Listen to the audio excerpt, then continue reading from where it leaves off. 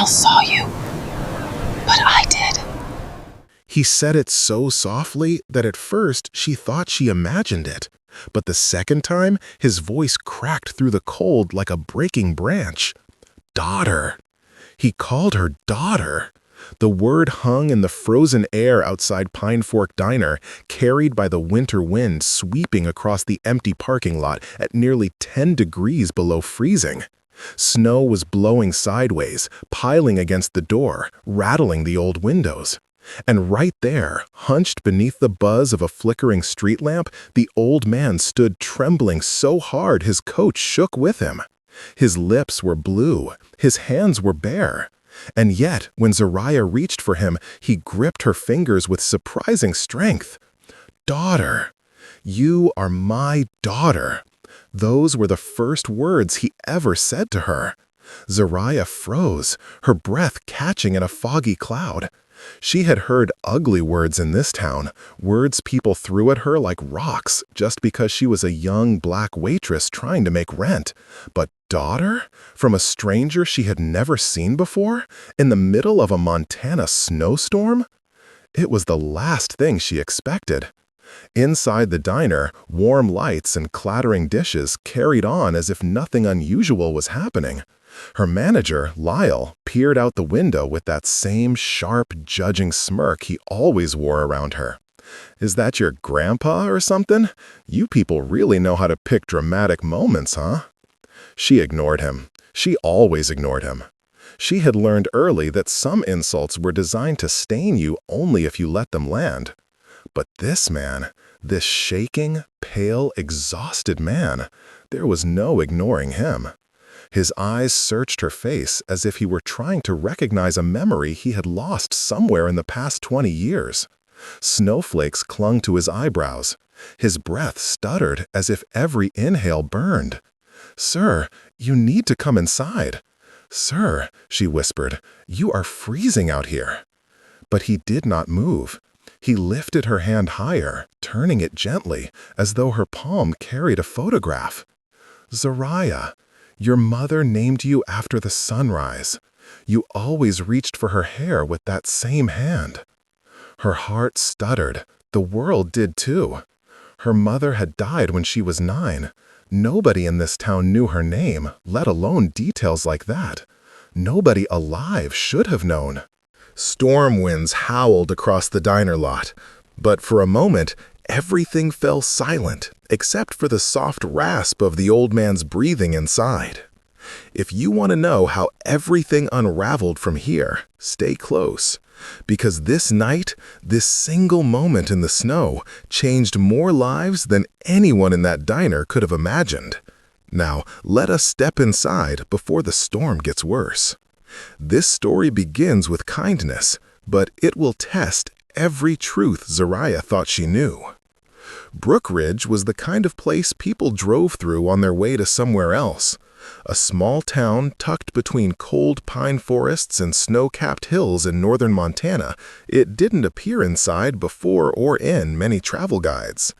The winters were long, the sky often gray, and the silence so still it made you whisper without knowing why. The main street stretched barely 4 blocks, with a post office, a gas station, a thrift store, and the Pine Fork Diner, the only place open past 6 p.m. on weekdays. That was where Zariah worked. 24 years old, Zariah Malone had lived in Brookridge since she was 12. After her mother passed, she was sent to live with her great-aunt Ruth, a proud, gentle woman who ran a tiny hair salon out of her kitchen until a stroke forced her into bed 2 years ago. Since then, Zariah had been her full-time caregiver, nurse, and breadwinner, juggling 2 part-time jobs and evening GED classes when she could afford them. But money was always tight. The kind of tight where she kept the heat on only in one room. The kind where she counted her hours in tips, not dollars. The kind where dreams came second to groceries. Their trailer sat near the edge of town, down a slush-covered gravel road with patchy cell service. It creaked when the wind blew and groaned every time she flushed the bathroom. But Zariah kept it clean. She took pride in the small things. Folded blankets, fresh lemon scent in the air, her folded hair, and Aunt's favorite gospel CD humming low in the background. She believed in beauty, even in places where people said it didn't belong. Every morning, Zariah braided her hair neatly, applied just a touch of gloss, and slipped into her work uniform. Black slacks, a fitted polo, and clean sneakers. Her smile, though, there and that was the real uniform. Warm, bright, it lit up even the grumpiest regulars. But not everyone welcomed her light. At Pine Fork, she was the only black employee, maybe the only black person in a 15-mile radius. She felt it daily. The stares, the muttered comments, and the passive tone in people's voices when they said, "Oh, you're not from here, are you?" They didn't need to say more. Lyle, the shift manager, never used slurs. Not directly, but his tone did. His little jokes, comments, and snide remarks about how she spoke too properly, or how maybe your people are used to tipping less, huh? Said plenty. He smiled when customers refused to be seated in her section. He always gave the big tables to someone else. Still, Zariah never let it show. She did her job, better than most. She remembered orders without a pad, caught spills before they hit the ground, and gave toddlers crayons even when their parents didn't ask. She learned to dance around cruelty, improperly. Not because she accepted it, but because fighting every slight would have worn her down. She needed the job, needed the health insurance, even if it barely covered her aunt's medication, needed the cash tips to buy heating oil before January came roaring in. Every week, she cashed her pay, paid the rent, bought groceries, then set aside $20 in a mason jar labeled Someday. Someday wasn't a fantasy for Zariah. It was a plan. She wanted to open a home bakery, sell sweet potato pie the way her mama taught her. Maybe go back to school for nutrition, not nutrition, and become a dietitian. She wanted to travel. Nutrition and not far, just out of Montana. Maybe see Denver, maybe New Orleans. But every time she saved more than $100, something happened. A leak, a fever, a car battery. Life had a way of draining her jar right when it started to look hopeful. And yet, she smiled. People often mistook Zariah's peace for weakness. They didn't know what it took to keep showing up, to keep smiling at folks who'd never say her name, to keep working in a place that didn't see her, not really, just her hands, her tray, and her skin. But she saw them. She saw everything. And that's why, when she spotted the old man outside the diner that night, fat, astray, face pale, fingers trembling, she didn't hesitate. She opened the door. She walked through the wind. She offered warmth when no one else would. She didn't know it then, but her decision to reach out would shake the very foundation of the town that had tried so hard to keep her small. This town had been asleep a long time. Zariah Malone was about to wake it up. Zariah had learned long ago that not all hate wore hoods.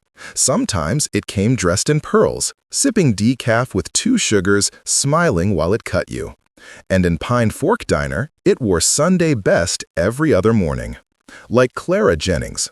Clara was one of the town's oldest regulars, the widow of a former sheriff, a member of the Historical Society, and a woman who never once referred to Zariah by name. She always sat in booth 3, ordered chicken salad with the crusts cut off, and said things like, "It's a shame what happened to your people after the 60s. So much potential wasted." Zariah smiled every time.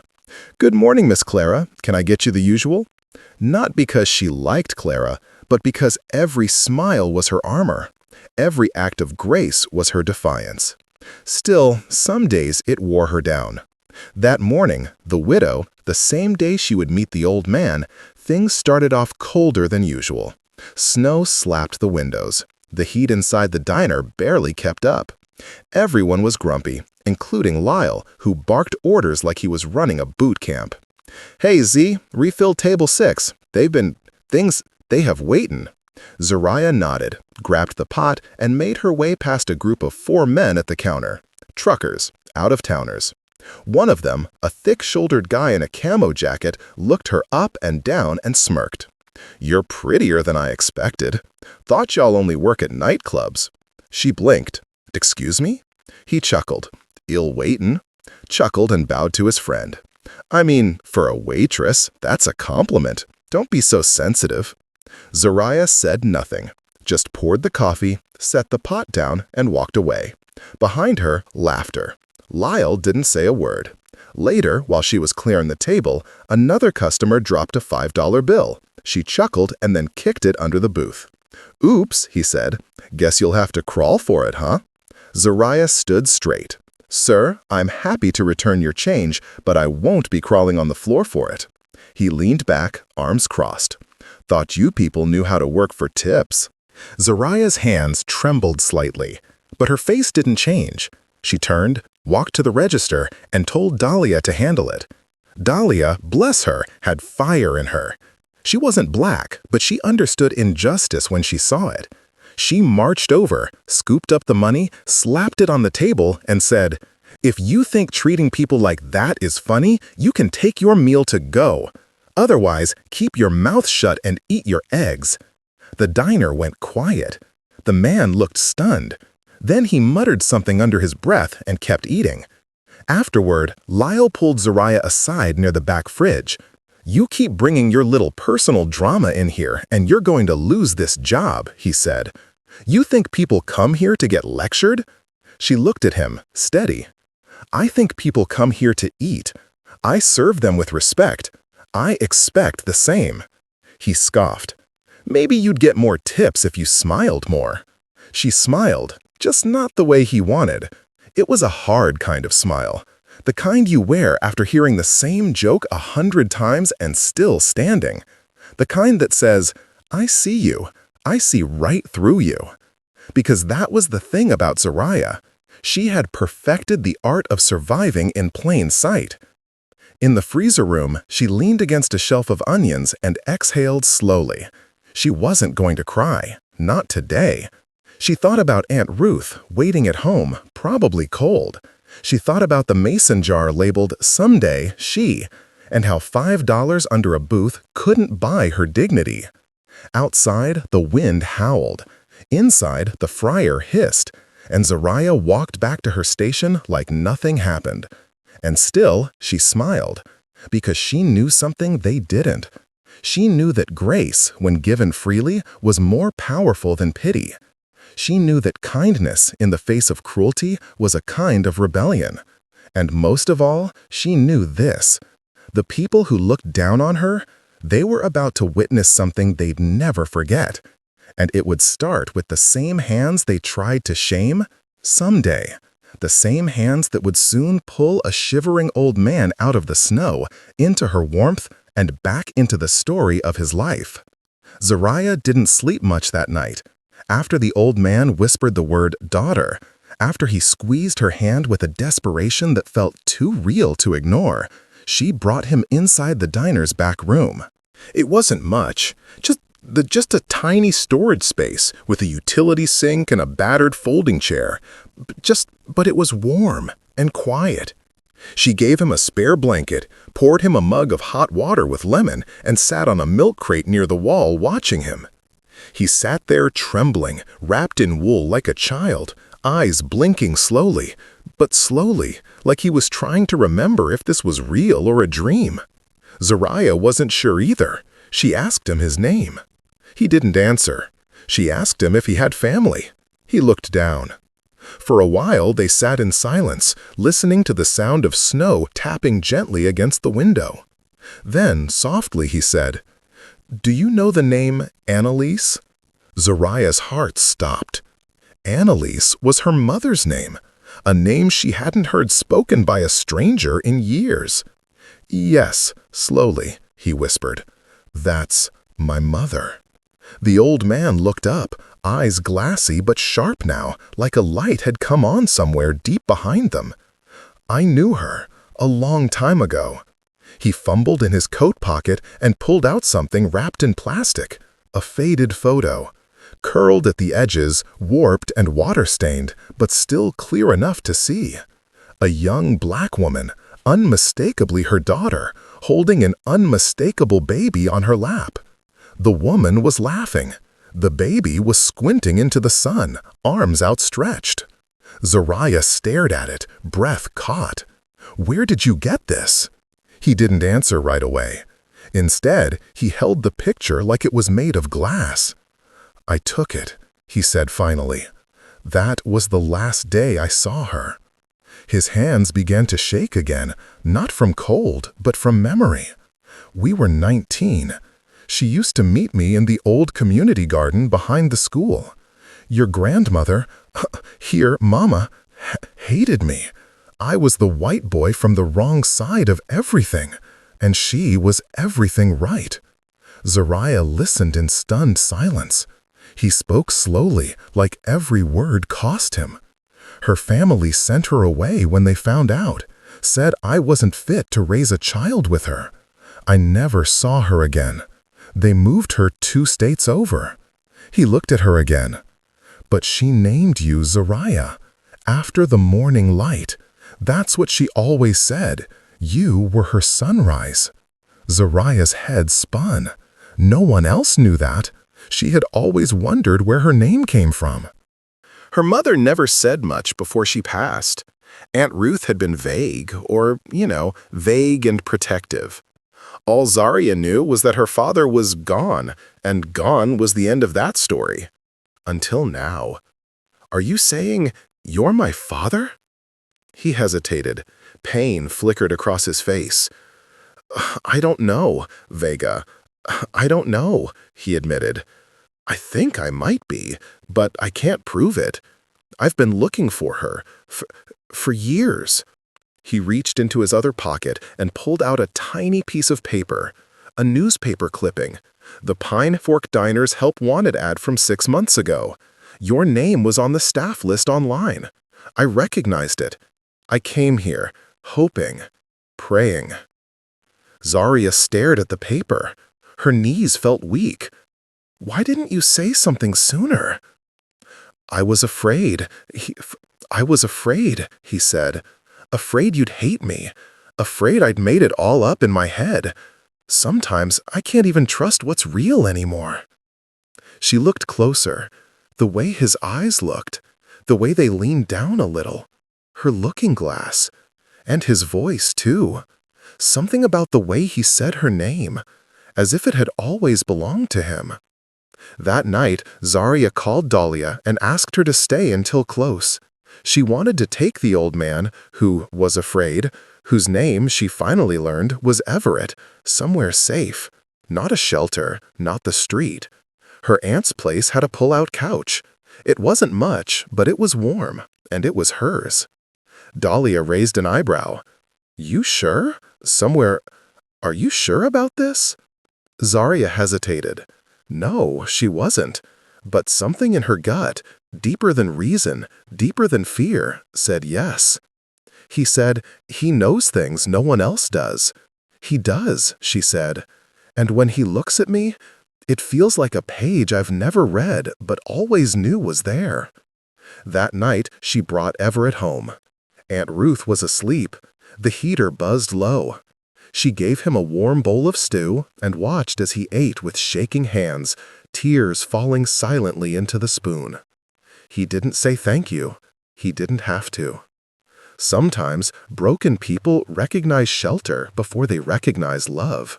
And Zariah, despite the walls around her heart, had just opened her door. Zariah hadn't seen snowfall like that in years. By morning, the trailer was wrapped in silence.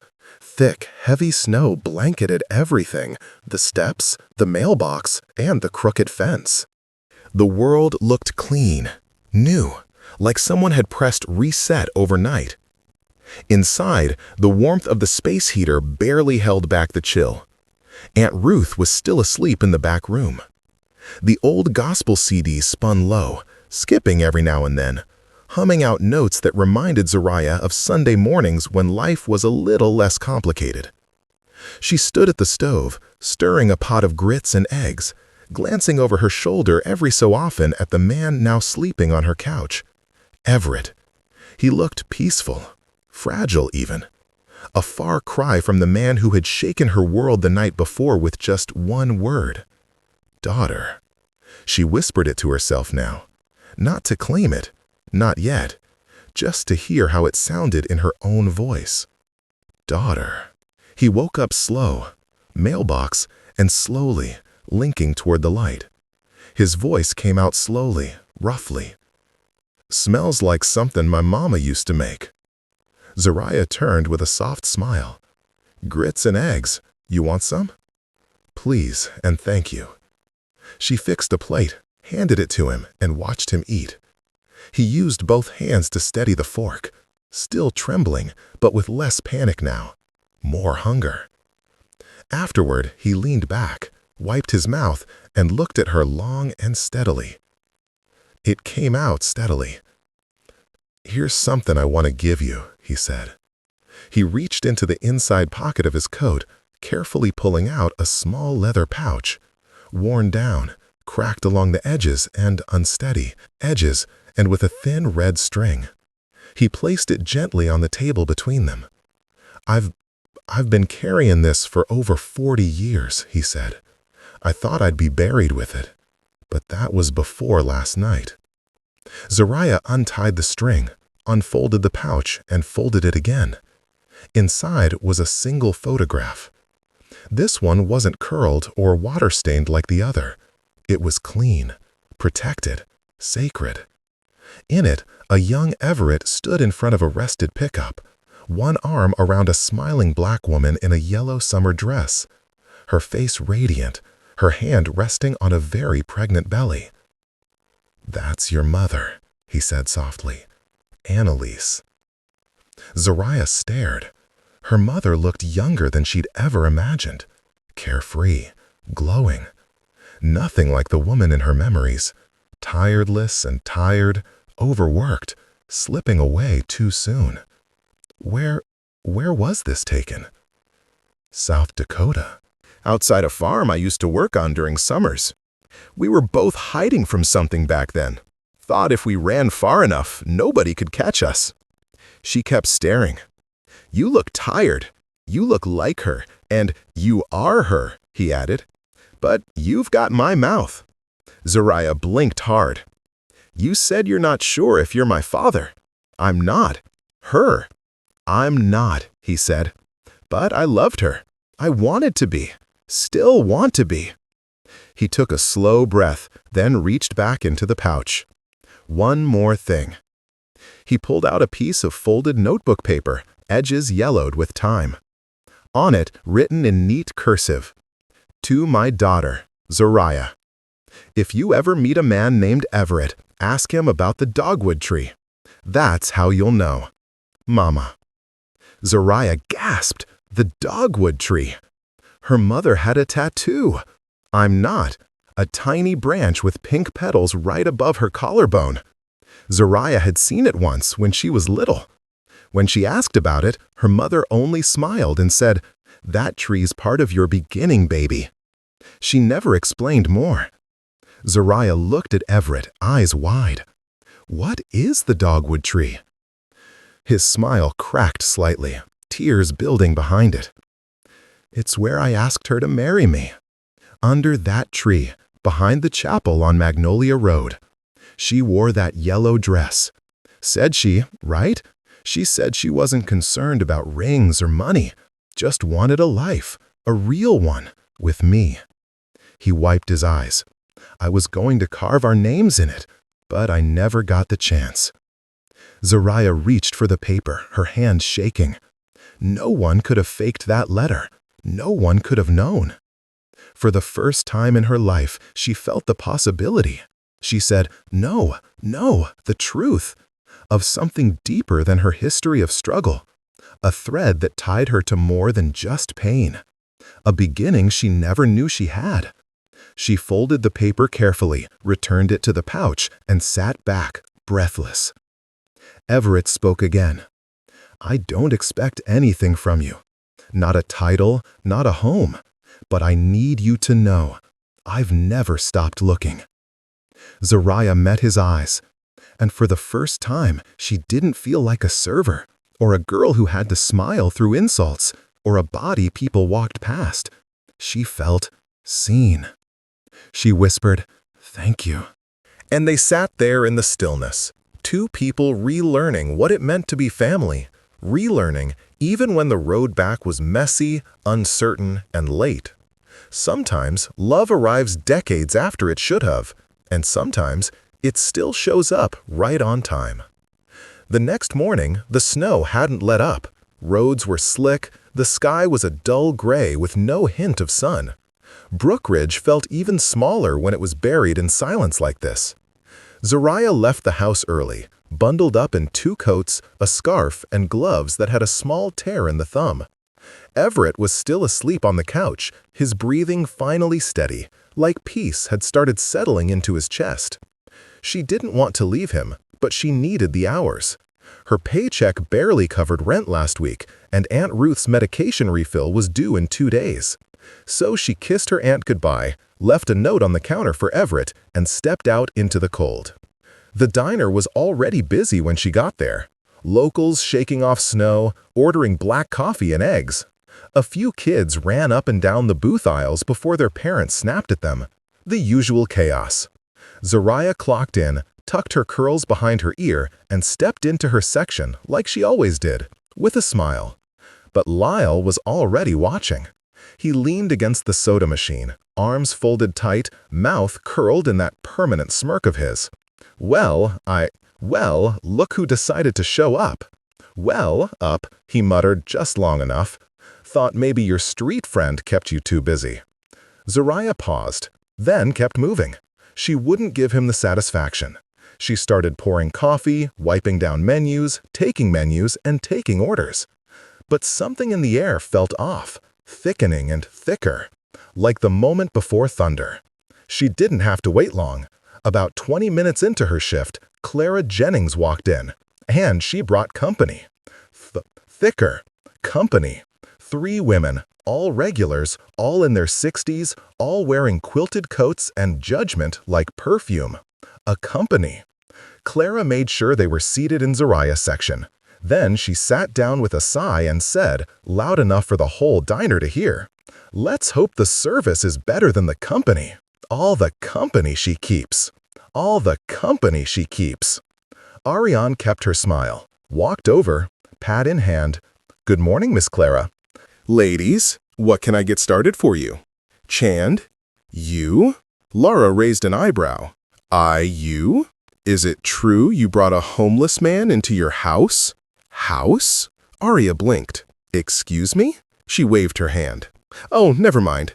Just seems like you might want to keep your friends separate from where people eat." Zariah's smile tightened. "Is that your way of asking for a different server?" Clara scoffed. "It's my way of asking for standards." The table chuckled. Lyle watched from behind the counter, arms still folded, enjoying every second. Zariah turned, walked to the back, and grabbed a glass of water. When she returned, she set it down in front of Clara without a word. The woman looked at the glass like it was poison. "What is this?" Zariah's voice didn't shake. "It's free water, since apparently my presence costs too much for some." Lyle was beside her in seconds. "Office, now." She followed him to the back, past the swinging kitchen doors, into the cramped office with the sticky floor and the smell of burnt oil. He shut the door, didn't even look at her. "You've a house? You've been a problem since day 1. He said flatly. Zariah stared. "What are you talking about? The drama? The attitude? The sob stories? And now, bringing your personal mess into the diner? Letting some old drunk sleep on our property?" "He's not a drunk," she said. I don't care who he is. You let a stranger sleep in our storage room. You talk back to paying customers? You made Clara Jennings, Clara Jennings, feel uncomfortable." Zariah's jaw clenched. "So I'm being fired because I stood up for myself? You're being fired because I'm done pretending you belong here." Silence. Zariah took one breath, then another. "Fine. Fine, he said. I'll collect my things. Good. Fine. Good, he replied, and do it fast. She walked out of that office with her head high. She was angry, despite appearances, furious, hurt, humiliated, but she wouldn't let him see her break. Dahlia rushed over, eyes wide. What happened? Zariah grabbed her coat from the back hook. Nothing new. Just another door slammed in my face. People stared as she walked out. Some looked away. Others whispered. But one teenager, she, a girl about 16, black like her, watched with wide eyes. And Zariah gave her a look. Just a nod. Just enough to say, I'm okay. And one day, you will be too. Outside, snow was still falling. But Zariah knew something Lyle didn't. He had just released her, not ruined her. Because sometimes, being pushed out was exactly how freedom began. By the time Zariah got home, her hands were stiff from the cold and her cheeks stung from windburn. She sat in the car for a moment, engine off, watching the snow fall across the windshield in slow, hypnotic streaks. She hadn't cried. Not yet. She didn't want Everett or Aunt Ruth to see her like that. Watched, not broken, not small. But inside, something was unraveling. Being fired was one thing. Being fired for protecting your dignity, that was something else. Something that twisted deep in your gut and made you question every step you had taken to get here. She took a long breath and stepped out. Inside the trailer, the heat hummed steady, and Everett was in the kitchen, setting out 2 mismatched mugs and a tea bag that looked like it had been steeped twice already. "You okay? Are you?" he asked, not even turning around. Zariah hesitated. "I will be." She dropped her coat on the chair, kicked off her boots, and sat across from him. His eyes studied her face, quiet and knowing. "They let you go, didn't they?" She nodded. Then she laughed, a small, bitter laugh that surprised even her. "All I ever did was show up on time, work twice as diligently, and smile through their nonsense. And in the end, all it took was one rich old lady feeling uncomfortable." Everett didn't say anything hard and said, "I'm sorry." Instead, he poured hot water into the mugs and said, "Some people only feel powerful when they're making someone else feel small." She sipped the weak tea in silence. Later that evening, Dahlia called. Her voice was electric. "Girl, have you checked your phone?" "No." "Why?" "Check it, now!" Zariah opened her phone and blinked. Her notifications were blowing up. Her inbox was full. Her name was being tagged in posts she didn't recognize. "What is this?" "Someone filmed it," Dahlia said. "What Clara said to you, what Lyle said, the whole thing. It's online." Zariah opened the link. There she was, Say, in her uniform, jaw tight, standing in front of Clara Jennings, setting down that glass of water with a calm that looked braver on camera than it had felt in the moment. Then came the voiceover. A young woman's voice, shaky but fierce. "This is how they treat black women in Brook Ridge, Montana. This is how they punish dignity. Her name is Zariah Malone, and she's not invisible anymore." The video was just over 2 minutes long, but it struck a nerve. By morning, it had over 300,000 views. People were sharing it across Facebook, Twitter, TikTok, and Twitter. Comments poured in from all over the country. She handled that with grace and fire. Hire her, someone. "I don't know who Zariah is, but she reminds me of my mama, of every black woman who ever had to smile through ignorance. Brook Ridge needs to explain itself." Someone even started a GoFundMe titled Support Zariah. It raised nearly $5,000 in 2 days. Reporters started calling, local stations, then regional.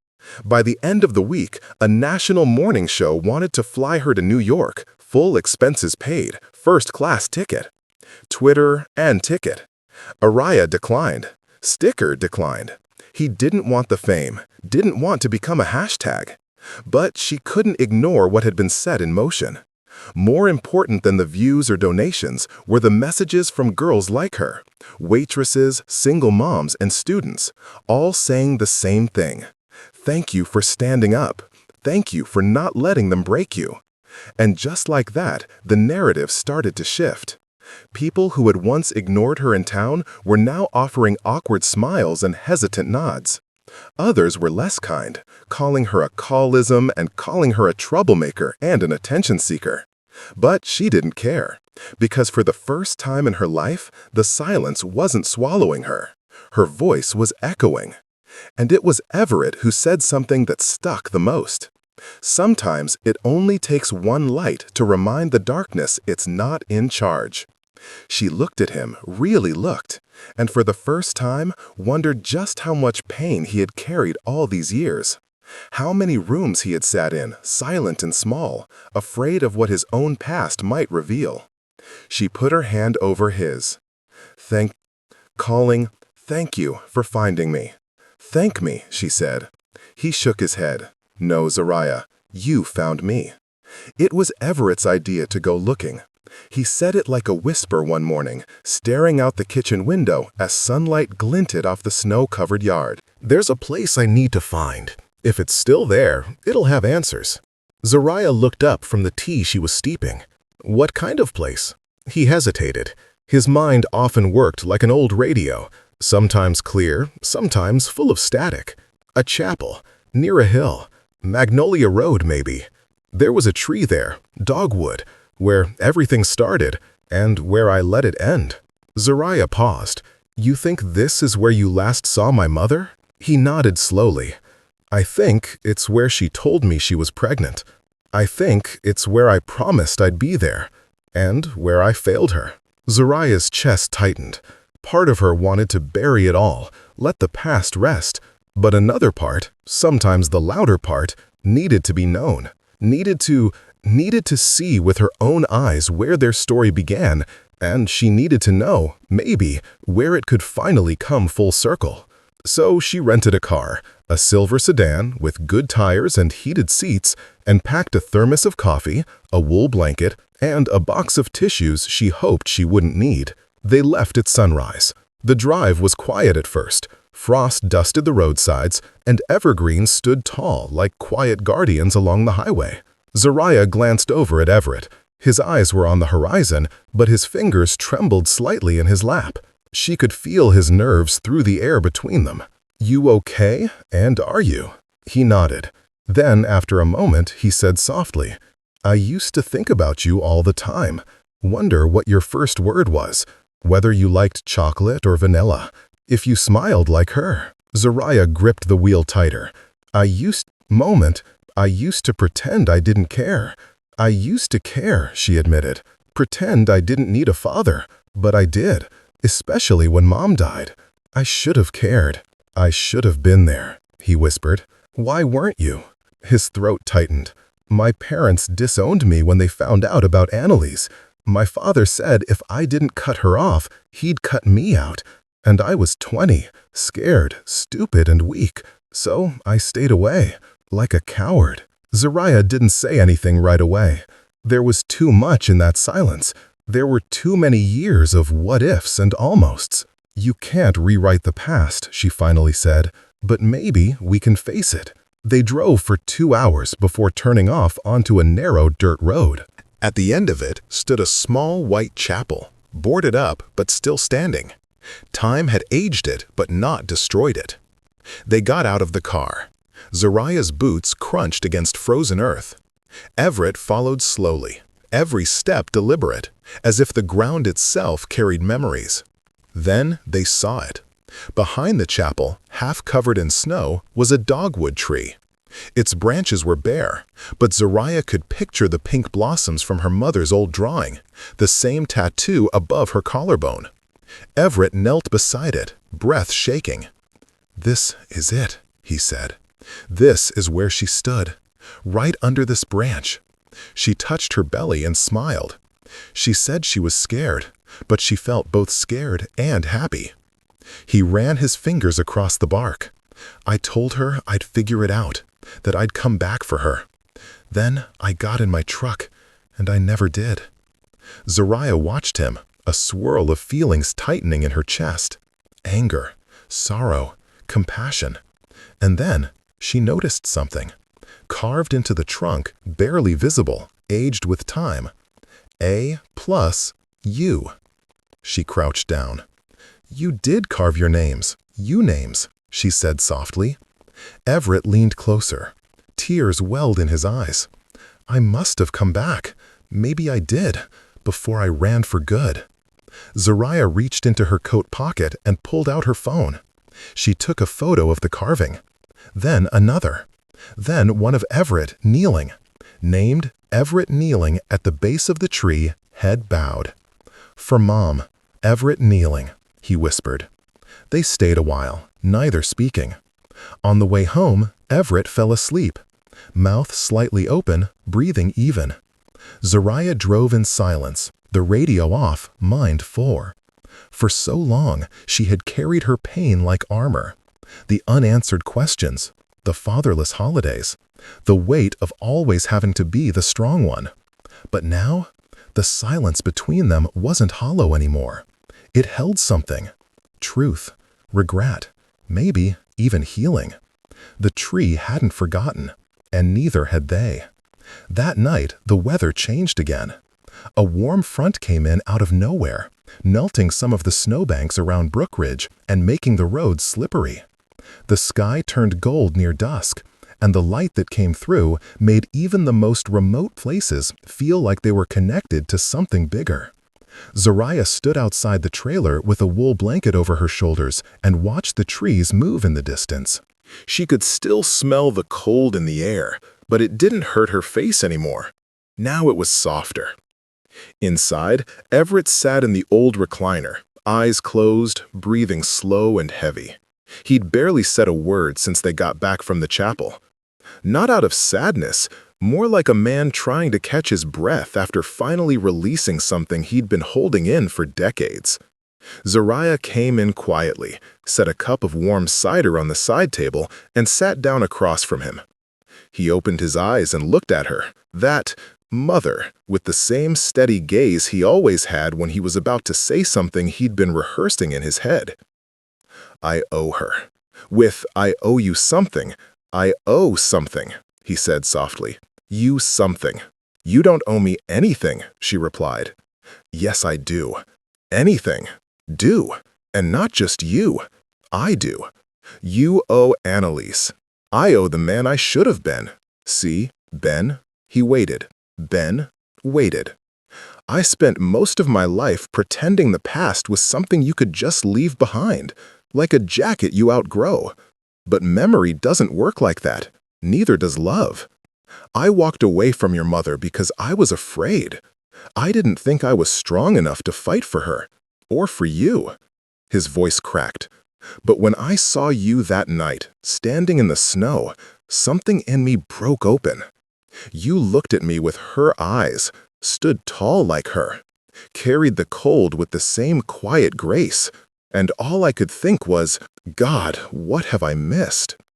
Zariah felt her throat tighten, but she stayed still. I thought about all the years you spent without a father, all the birthdays, all the nights you needed someone to show up, and I wasn't there. He looked at his hands, weathered and still trembling. I'm sorry, daughter. The words came out low, almost broken, but they were clear.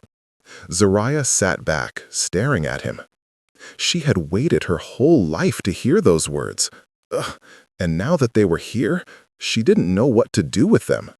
They didn't erase the pain. They didn't make her childhood whole again. But they mattered. She leaned forward. I was angry at you before I even knew your name, she said. Angry at the man who left my mother. Angry at whoever gave me a name and then disappeared from the rest of my story. He nodded. You were right to be.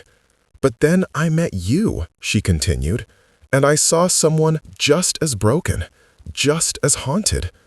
You didn't just leave us, you lost yourself too. Everett blinked hard, fighting the tears. Zariah reached across the small space between them and took his hand. You weren't there for the beginning of my life, she said, but maybe you can still be here for the rest of it. A long silence passed. Then Everett smiled. You, a real one.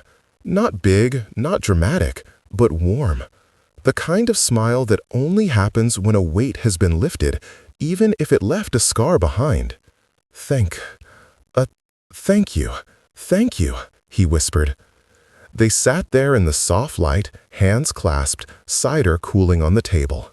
That night, they talked for hours. Everett told her about growing up in a house where everything was rigid and quiet, where love had to look a certain way or it didn't count. About his first car, his first heartbreak, the poem he once wrote for Annalise and never had the courage to give her. Zariah told him about her mother's favorite songs, the time she almost got expelled for defending a bullied classmate, and a secret she never told anyone, that sometimes when the pain got too big, she would write letters to a father she'd never met and burn them in the sink. Everett listened to every word, and for the first time, Zariah realized something. He wasn't just a man trying to make amends. He was a man who had been waiting his whole life for this second chance. And she was no longer the girl waiting for someone to save her. She was the one deciding who got to stay. It came in the mail 3 days later. A plain white envelope with no return address, just her name, handwritten in shaky script that looked like someone trying to steady old hands. Zariah had been expecting it, or something like it. After all, Everett had said he wasn't sure, not completely. But there was always that small piece of her that clung to the idea, handwritten, that he really was her father. That this strange twist of fate had somehow brought them back together. She opened the envelope slowly, hands steady but cold. Inside was a single sheet of paper, a DNA test result. She read it once, then again. And then she sat down on the edge of the couch and stared at the floor. Not a match. Not a direct parent-child match anyway. But there it was, clear as day. Probability of paternity, 0%. Probability of a second-degree biological relationship, 99.9%. He wasn't her father. He was her grandfather. She sat with that for a long time. She didn't cry. She didn't scream. She just sat there, letting it sink in, as if the truth had changed the shape of the room. When she finally told Everett, he didn't flinch. He nodded once, slowly, as though part of him had known all along. I wondered, clear. I wondered, he said softly. I kept thinking, I wondered. The math didn't add up. But the way you looked at me, the way she named you, I had to believe. I wanted to. He looked away. So, your mama was my daughter. Zariah swallowed hard. That's what it says. The words felt strange in her mouth, like they belonged to someone else's life. She watched Everett close his eyes, shoulders sagging, breath catching in his throat. I thought I lost her forever. Now I find out I lost her twice. Zariah moved closer, placing a hand gently on his. You didn't lose her. She lives in me, in the way I move, in the way I laugh. And now I know where I come from. He nodded again, slower this time. There were tears in his eyes, but he didn't wipe them. I should have been a better father to her. I didn't know she had you. I didn't know she was alone. She wasn't, Zariah said quietly. She had me, and now I have you. He looked up then, and the way he looked at her, not with guilt, not even with sorrow, but with a quiet, trembling awe, told her everything she needed to know. She wasn't angry, not anymore, because family wasn't always about blood. It was about who stayed, who tried, who held your story even when it hurt to hear it. And Everett, this tired, fragile, broken man, had tried, even when the truth shattered what little hope he had left. Later that night, she sat alone in her room, staring at a photo of her mother. She wondered what Annalise would say if she were here. Would she be proud? Would she forgive Everett? Would she tell Zariah that finding him, even just a piece of him, meant she'd finally uncovered the roots she'd spent so long searching for? Zariah placed the photo on her nightstand, right beside the DNA results. She didn't need a perfect ending. She just needed something true. And this This was enough. The next morning, she made breakfast like always. Grits, scrambled eggs, 2 meant eggs, and slices of toast. She poured Everett's coffee just the way he liked it. Eggs, 1 sugar, and no cream. When he sat down at the table, she slid the DNA paper over to him. He looked at it for a long time, then folded it in half and pushed it away. I don't need that to know who you are. I don't care, he said. She smiled. Me neither. Outside, the snow had started to melt. Patches of earth peeked through, muddy but full of promise. The world was changing. Not fast, not loud, but inch by inch it was warming up, and so were they. The knock came just after noon. It was firm, polite, and too steady to be a neighbor. Zariah peeked through the front window, expecting maybe a delivery or a city worker, but it wasn't either. It was a man in a charcoal wool coat, tailored slacks, and polished boots that clearly didn't belong on the dirt-streaked steps of her trailer.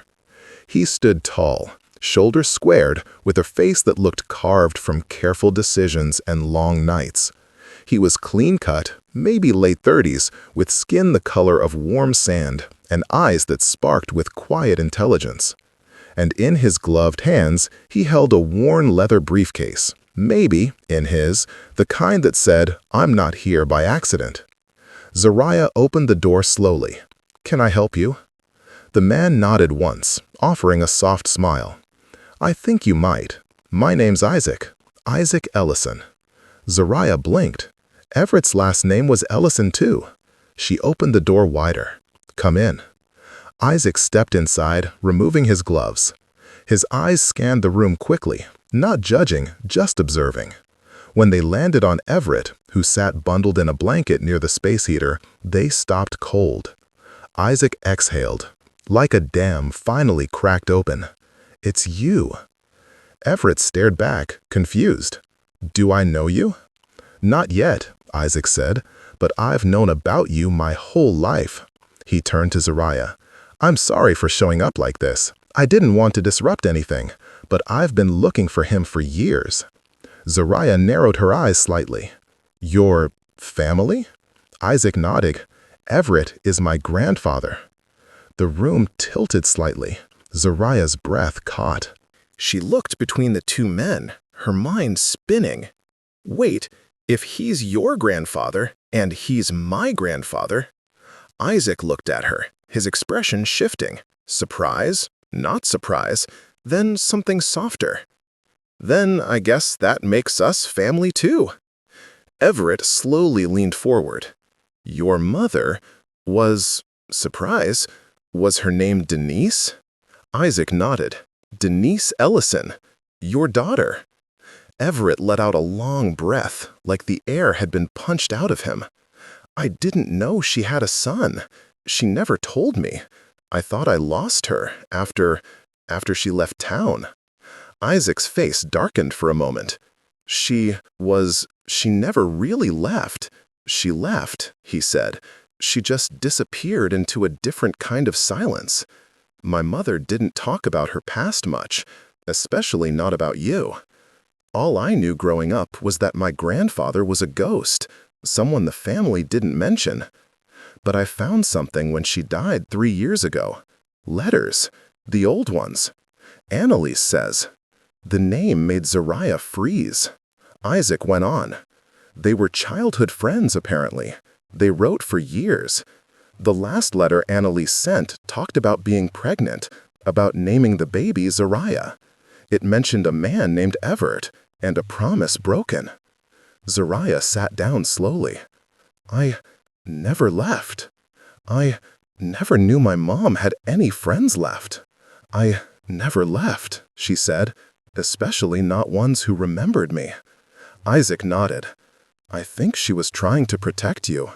Or maybe she didn't think you needed to know the pain." He looked at Everett again.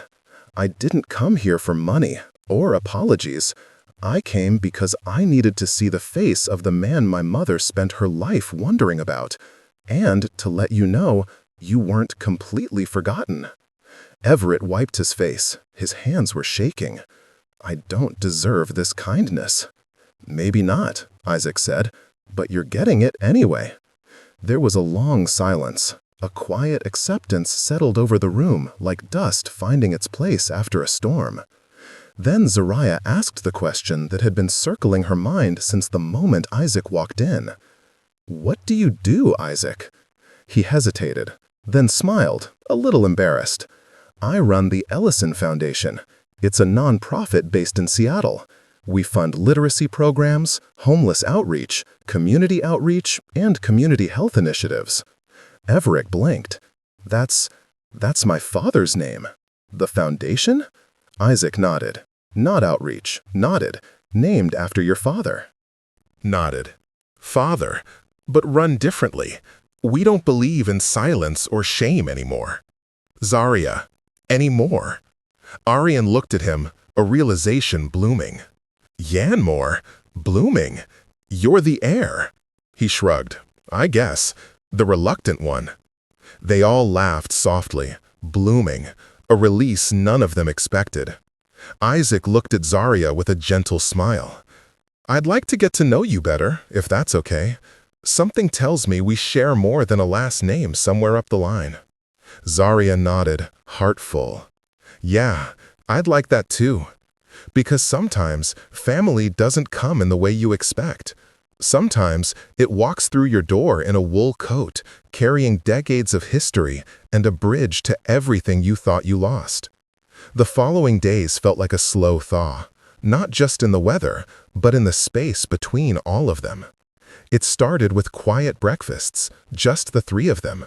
Zaria at the stove, Everett hunched at the table, and Isaac reading the paper aloud like they were a family that had always existed. The conversation didn't rush. It moved gently, like healing itself. Some mornings were silent. Others were filled with stories, memories, not memories Everett could now share with both his grandchildren. Of his first apartment in Chicago, of the girl who once broke his heart at a jazz club, of the night he first kissed Annalisa's mother, a memory that still made his face soften. Isaac listened with curiosity, like someone piecing together a puzzle passed down in whispers. Zaria listened with her whole heart. Every new story felt like a light turning on a hallway that had been dark for decades. Then came the hard conversations. They didn't avoid the truth. Everett asked questions about Annalise, about her final years, about her struggles, the ones he never saw, never helped carry. Zaria told him the truth, not to punish, but to honor it. She told him about the nights her mother cried when she thought Zaria was asleep, about the jobs she worked cleaning motel rooms while hiding pregnancy cramps, about the moment her laughter changed, softer, less frequent, like she was always waiting for something that never came. Everett wept for that woman, for the daughter he failed, for the silence he gave her when she needed a voice. And when he apologized again, this time not just for leaving, but for all the things that came after, Zaria looked at him and said something she didn't expect to feel so true. "I forgive you." Because she meant it. She could feel it in her bones, how carrying resentment for years had hardened parts of her, and how letting it go, just a little, didn't make her weak. It made her free. Isaac, too, opened up. He shared stories about his mother, Denise, how she was brilliant, cautious, and always a little sad beneath her strength. He told them about the night she passed, peaceful, but too soon, and the promise he made to find out where she came from. Turns out, it led him to the middle of a snow-covered town in Montana, to a trailer on a quiet road, to a family that didn't know it had space for him, until it did. One afternoon, they visited the chapel again, together.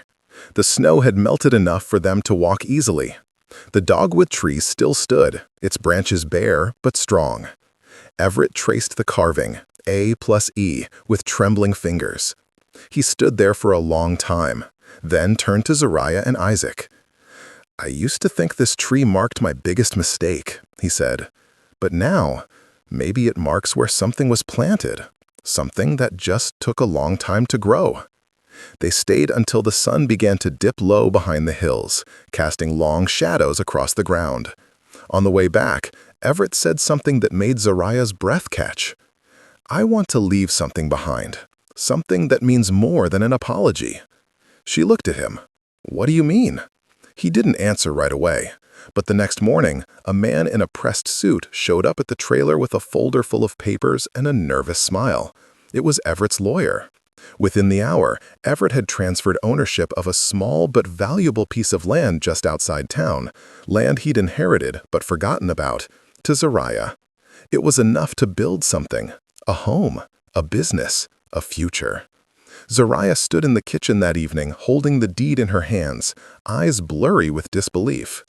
"You didn't have to do this," she said. "I know," Everett replied, "but I wanted to. Not to fix everything, but to give you back something that was always yours." She nodded, heart full. She didn't need land, she didn't need wealth. But this was acknowledgement. This was love, finally spoken out loud. That night, as they shared dinner, chili, cornbread, and sweet tea, Zariah looked around the table at the man who had once been a stranger and the cousin she never knew she had, and felt something she hadn't felt in years. Safe. Not just from the cold, but from the ache of not knowing who she was. Because now, she did. She was Annalisa's daughter, Everett's granddaughter, Isaac's family, and finally, she was home. The space was small, an old hardware store on the corner of Main and Willow, with cracked windows and faded paint. For years, it sat empty, gathering dust, forgotten by a town that didn't think anything new was coming. But Zariah saw something in it. She saw shelves filled with books, stories of joy and pain, of struggle and rising again. She saw kids curled up in corners with picture books in their laps. She saw warmth, conversation, and community, a place where nobody had to explain why they belonged. She saw hope, and that was enough to begin. With the deed Everett gave her, a modest inheritance from Isaac's foundation, and a small grant for women-owned businesses, Zariah poured everything she had into renovating the space. The town watched in quiet confusion at first.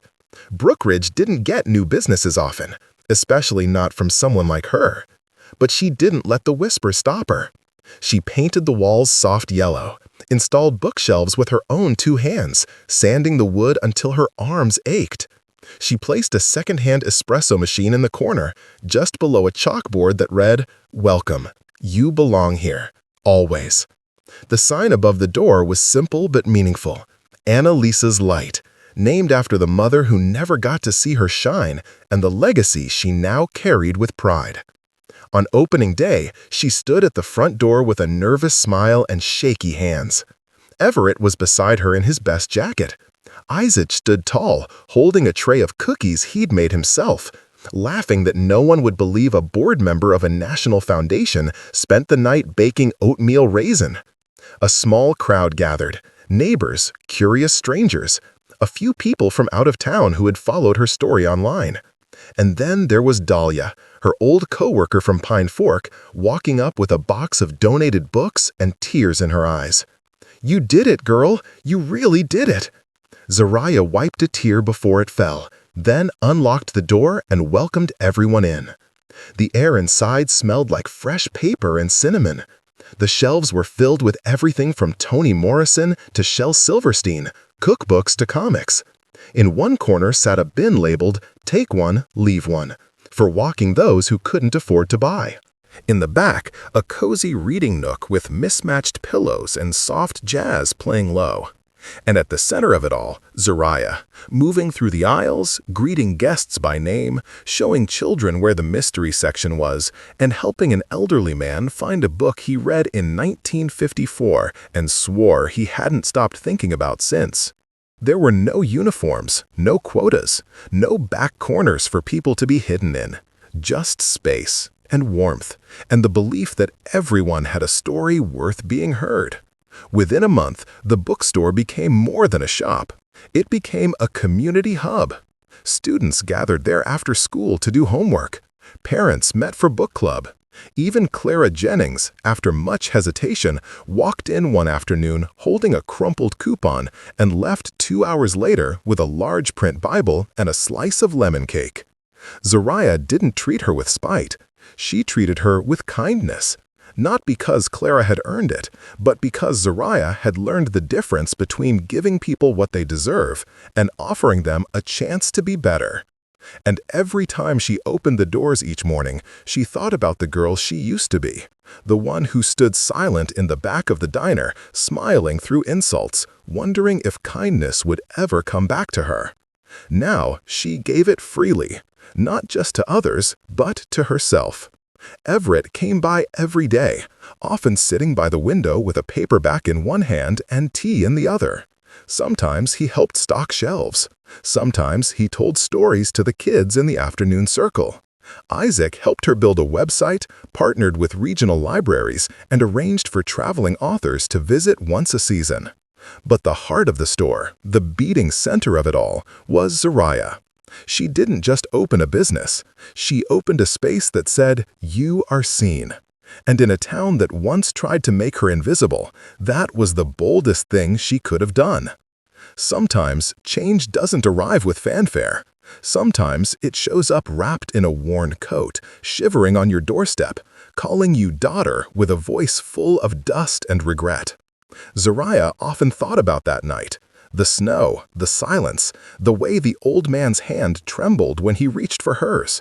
She didn't know who he was. She didn't know what taking his hand would mean. She only knew one thing. He looked cold, and no one else was moving. So she did what her mother would have done. She opened the door. She reached out. She made space. That one act, choosing to be kind instead of scared, was the key that opened everything else. The truth, the healing, the bookstore, the family she didn't know she still had. It was easy to believe, growing up, that nothing she did would ever matter much. She was just another waitress in a small, silent town, trying to make ends meet, trying not to break under the weight of invisibility. But now she knew better.